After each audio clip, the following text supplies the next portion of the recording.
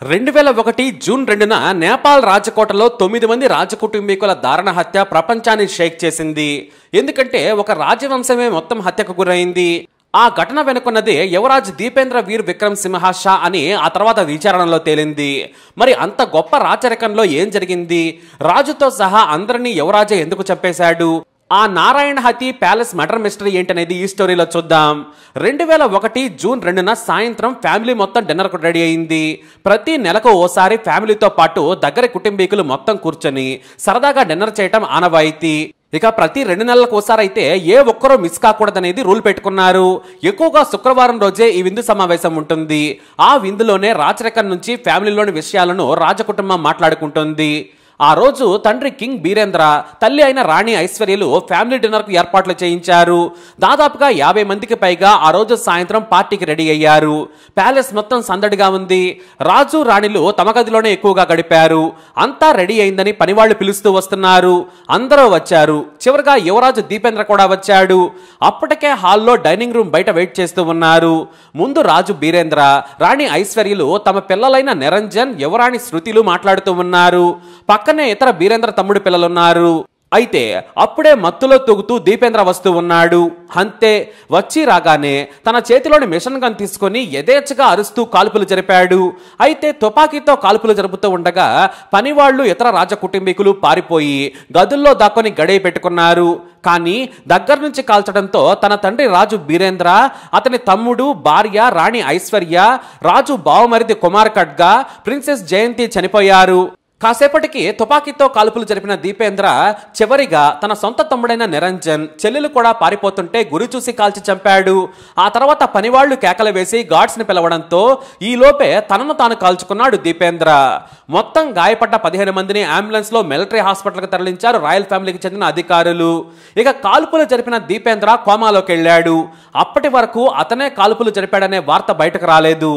అయితే ఈ ఘటనలో రాజు బీరేంద్ర, అతని తమ్ముడు సహా మొత్తం కుటుంబం చనిపోయింది. అంటే రాజ కుటుంబం ఇక లేదు. కానీ బీరేంద్ర బాబాయ్ కొడుకైన జ్ఞానేంద్ర మాత్రం హాయిగా హెలికాప్టర్లో తిరుగుతూ ఇప్పుడు ఎంజాయ్ చేస్తూ ఉన్నాడు. ఈ విషయం తెలియగానే ఆయన హోటాహుటిన వచ్చాడు. నాటి నేపాల్ సర్కారు సూచన మేరకు కోమాలో ఉన్న యువరాజు దీపేంద్రనే రాజకుటుంబానికి రాజుగా ప్రకటించారు. అంతేకాదు, రాజకుటుంబం ధర్మం ప్రకారం బీరేంద్ర కుటుంబం తర్వాత రాజ పదవి తీసుకునే అర్హత జ్ఞానేంద్రకే ఉంది. దీంతో దీపేంద్ర కోమాలో ఉన్నాడు కాబట్టి అతని తరపున రాయల్ డ్యూటీస్ చేయమని కోరారు. కాబట్టి ఈ జ్ఞానేంద్ర తదుపరి రాజుగా ఎంపికయ్యాడు.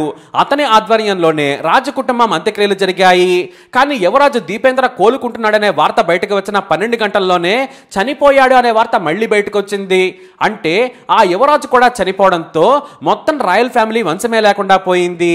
వీరి స్థానంలో బయట ఓ చిన్న సైజు కోటలో ఉండే జ్ఞానేంద్ర ఏకంగా ప్యాలెస్ లోకి వచ్చి సింహాసనం అధిష్ఠించాడు. తన కొడుకు పారస్ అక్కడే నేపాల్లో చాలా ఫేమస్. ఒక పెద్ద వెధవ అనే పేరు అతనికి ఉంది.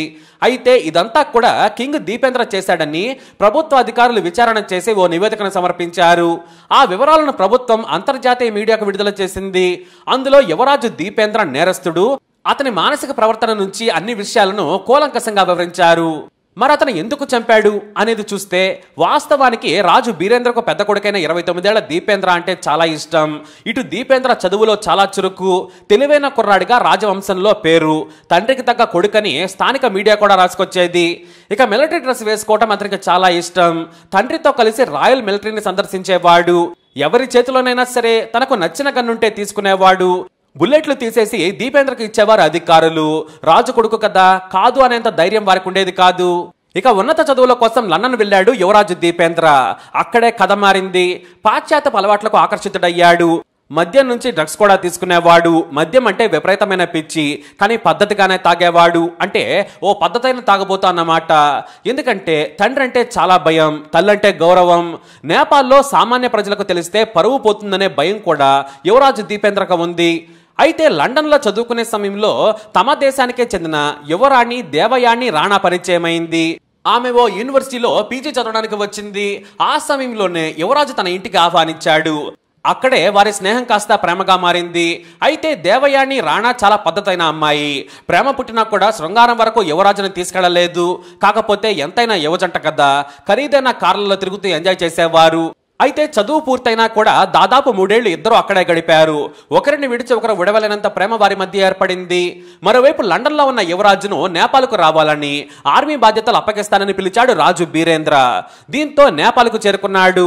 సైనికులకు యువరాజును పరిచయం చేశాడు. దేశానికి కూడా గొప్పగా పరిచయం చేశాడు రాజు.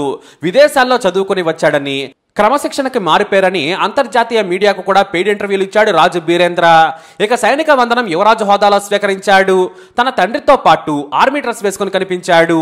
రాజు రాణి మధ్యలో కూర్చొని ప్రజలకు సైన్యానికి కనిపించాడు. కానీ అసలు విషయం పెళ్లి దగ్గరే వచ్చింది. యువరాజు దీపేంద్ర తన ప్రేమ సంగతి రాజుకు చెప్పాడు. తాను యువరాణి దేవయాని రాణాని ప్రేమిస్తున్నాను, నేను ఆమెనే పెళ్లి చేసుకుంటానన్నాడు. కానీ రాణి ఐశ్వర్య మాత్రం తన కొడుకు కోసం తమ్ముడి కూతురుని సెట్ చేసింది. కానీ తల్లి మనసులో ఉన్న విషయాన్ని తెలుసుకున్న యువరాజు తన లవ్ ప్రపోజల్ను ముందు పెట్టాడు. తండ్రి రాజు బీరేంద్ర గ్రీన్ సిగ్నల్ ఇచ్చాడు. యువరాణి దేవయాని తెలివైన అమ్మాయి, బాగా చదువుకుంది, ఈ దేశానికి తర్వాత రాణి అయ్యే లక్షణాలున్నాయని బలంగా నమ్మాడు. పైగా చాలా పద్ధతిగా ఉంటుందనే పేరు కూడా రాయల్ ఫ్యామిలీ సర్కిల్లో ఉంది. కానీ రాణి ఐశ్వర్య మాత్రం నువ్వు ఆమెను చేసుకోవడం కుదరదని చెప్పేసింది. ఎందుకంటే వారిది మనకంటే తక్కువ జాతి రాయల్ ఫ్యామిలీ, వారి ముత్తాత నేపాల్కు వచ్చి స్థిరపడ్డాడు. నేచురల్ రాయల్ ఫ్యామిలీ కాదు, మన స్థాయికి వారి పనికిరారు, మన కింద బ్రతికేవారని రాయల్ లెక్కలు చెప్పింది తల్లి. కానీ దీపేంద్ర మాత్రం నేను ఆమెనే పెళ్లి చేసుకుంటానన్నాడు. తల్లి మాత్రం వద్దే వద్దని చెప్పింది. అంతేకాదు తమ ఇంటికి దేవయాని వస్తే అనుమతించొద్దని ప్యాలెస్ సెక్యూరిటీ అధికారులకు ఆదేశాలు ఇచ్చింది. దీంతో రాజు దీపేంద్ర హట్ అయ్యాడు. మరోవైపు దేవయానికి భారతదేశం నుంచి మంచి సంబంధాలు వస్తున్నాయి. లండన్లో స్థిరపడ్డ ఓ రాజు కుటుంబం దేవయానిని చేసుకునేందుకు ఆసక్తి చూపించింది. కానీ దేవయాని రాణా మాత్రం తాను యువరాజు దీపేంద్రనే పెళ్లి చేసుకుంటానని మంకు పట్టింది. అయితే రాణి ఐశ్వర్యకు మరో భయం కూడా వెంటాడింది. తన కొడుకు దీపేంద్రకు యువరాణి దేవయానినిచ్చి పెళ్లి చేస్తే భారత జోక్యం పెరుగుతుందనేది ఆమె భయం. కోటలో ఏం జరుగుతుందో వారికి తెలుస్తుందని భయపడింది. అంతేకాదు తమ దేశంలో రాచరికానికి వ్యతిరేకంగా జరిగిన ప్రజా ఉద్యమాల వెనుక భారత సర్కారు హస్తం ఉందని, ఇందిరాగాంధీ ఫ్యామిలీకి కూడా తన రాయల్ స్టేటస్ నచ్చదని భయపడేది. ఎందుకంటే ఇందిరాగాంధీ భారత ప్రధాని అయినా కూడా ఇలాంటి రాచరికాల పద్ధతులను ఆమె ఇష్టపడేవారు కాదు. అందుకే భారత మూలాలున్న యువరాణి దేవయాన రాణాని ఆమె వద్దన్నారు. అయితే తల్లి ఐశ్వర్య తమ ప్రేమకు అడ్డుపడడంతో యువరాజు దీపేంద్ర మద్యానికి బానిసయ్యాడు. అప్పటి నుంచి డ్రగ్స్ ని కూడా రహస్యంగా వాడుతున్నాడు. తన పెళ్లి కానివ్వకపోవడంతో పిచ్చివాడైన రాజు తమ కుటుంబం మీద పగ పెంచుకున్నాడు. యువరాణిని కలుసుకునే మార్గం కూడా లేకుండా పోయింది. మరోవైపు మోడర్న్ గా బయట మీడియాకు కనిపించే దీపేంద్ర సడన్ గా మాయమైపోయాడు. తమ ప్యాలెస్ నుంచి బయటకు కూడా రావడం మానేశాడు. ఇక తండ్రి బీరేంద్ర కూడా తల్లి మాట వినాలన్నాడు. మన రాచరికానికి ఏం కావాలో మీ అమ్మకు బాగా తెలుసు. మన నేపాలీ జీన్స్ యువరాణి దేవయానికి లేవు. కాబట్టి మా మాట వినమన్నాడు రాజు. ఇక తండ్రికి ఎదురు చెప్పేంత సాహసం చేయలేదు. మరోవైపేమో పెళ్లికి ఏర్పాట్లు చేసేందుకు రాజు లెక్కలు వేసుకుంటూ ఉన్నారు. ఎలా చేయాలనే దానిపై మాట్లాడుకుంటూ ఉన్నారు. తండ్రి చెప్పినట్లుగానే వింటానని మాట ఇవ్వడంతో అంతా నిజమేనని నమ్మారు. కానీ మొత్తం కుటుంబాన్ని చంపాలని ప్లాన్ చేసిన విషయం ఎవ్వరూ పసిగట్టలేదు. తన ఫ్యామిలీ మొత్తం కలిసేది డిన్నర్ దగ్గరే. అక్కడే తన మామ అతని కూతురును కూడా చంపేయాలనుకున్నాడు దీపేంద్ర. ఆ రోజున ఫ్యామిలీ డిన్నర్ కోసం తన కుటుంబం, తన తల్లి తమ్ముడి ఫ్యామిలీ మొత్తం అక్కడికి చేరుకుంది. మత్తులో వచ్చిన దీపేంద్ర మిషన్ గన్తో కాల్పులు జరిపాడు. తన కుటుంబం మొత్తాన్ని చంపేశాడు. ఆ తర్వాత తన బాబాయినే కాదు ఆమె కూతుర్ని కూడా చంపాడు. మరోవైపు తన మామను యువరాణి జయంతిని కూడా చంపేశాడు. చివరిగా తన కోపం తీరిందని తనను తాను దవడ కింద కాల్చుకొని కుప్పకూలిపోయాడు. అయితే విచారణ తర్వాత కాల్పులు జరిపింది యువరాజు దీపేంద్ర అని పనివారు విచారణ అధికారులకు తెలియజేశారు. అదే నివేదికను ప్రపంచానికి తెలిపింది నేపాల్ సర్కార్. కానీ చాలా మందికి అనుమానాలున్నాయి. ఈ హత్యల వల్ల లాభపడింది ఎవరంటే రాజు జ్ఞానేంద్ర. ఇతను రాజయ్యాడు. రాజయ్యాకే కోలుకుంటున్న యువరాజు దీపేంద్ర చనిపోయాడు. ప్యాలెస్ లోకి వచ్చిన తర్వాత మొత్తం కంట్రోల్లోకి తీసుకున్నాడు జ్ఞానేంద్ర. అతని కొడుకు ప్యారిస్ పెద్ద వెధవ. నైట్ క్లబ్బుల్లో తాగి తందనాలాడటం, పోలీసులు అరెస్టు చేయటం, మళ్లీ వెంటనే విడుదల కావడం పరిపాటే. అమ్మాయిలను టీస్ చేయటం, బరితెగించి వ్యభిచారం చేయటం కూడా పారస్ కు బాగా అలవాటు. అటువంటి పారస్ కూడా కాబోయే రాజుగా ప్రకటించబడ్డాడు. దీంతో మొత్తం రాజ కుటుంబాన్ని జ్ఞానేంద్ర కుట్ర చేసి చంపేశాడు.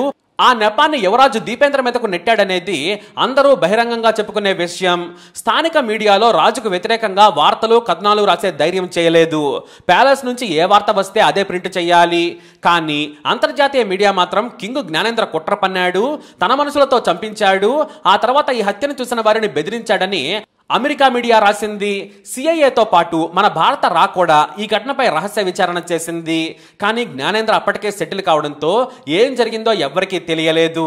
నాడు రాజు చెప్పిందే నేపాలీ సర్కారు కూడా తెలిపింది. కానీ 2008లో నేపాలీ మావోయిస్టు పార్టీ భారీ మెజార్టీ సాధించడంతో రాచరికాన్ని రద్దు చేసి రిపబ్లిక్ కంట్రీగా ప్రకటించింది. అయినా రాజు జ్ఞానేంద్ర సామాన్య పౌరుడిగానే ఉంటూ వ్యాపారాలు చేసుకుంటున్నాడు. ఎక్కువ భాగం ఆస్తులను విదేశాలకు తరలించి తమ వంశస్థులను సెటిల్ చేశాడు. కానీ అసలు రాయల్ ఫ్యామిలీ హత్యల మిస్టరీని చూసిన ప్రత్యక్ష సాక్షి ఎవరూ కూడా బయటకు రాలేదు. వచ్చినా కూడా తమకేమీ తెలియనట్లే జీవితాన్ని గడిపారు, ఇంకా గడుపుతున్నారు కూడా. ఇది నేపాల్ చరిత్ర పుటల్లోనే ఓ మిస్టరీగా మిగిలిపోయింది. మరి ఈ స్టోరీపై మీ అభిప్రాయాన్ని కామెంట్ ద్వారా తెలియజేయండి. ఇలాంటి ఇన్ఫర్మేషన్స్ కోసం వీడియో లైక్ చేయండి, షేర్ చేయండి, మా ఛానల్ని సబ్స్క్రైబ్ చేసుకోండి.